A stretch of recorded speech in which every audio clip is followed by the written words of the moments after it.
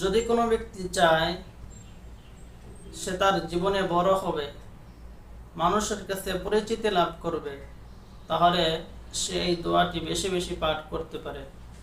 আল্লাহুম্মা জাআলনি ফি আইনি সগীরা ওয়া ফি আ'য়ুনিন নাসি কাবীরা।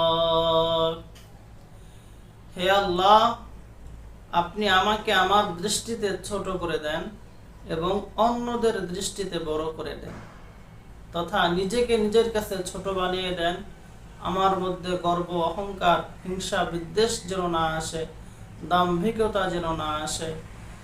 আমার কাছে যেন আমাকে ছোট মনে হয়, তবে অন্য মানুষের কাছে আপনি আমাকে বড় করে দেন, আমার ইজ্জত সম্মান বাড়িয়ে দেন, আমার সুখ্যাতি খ্যাত দান করেন।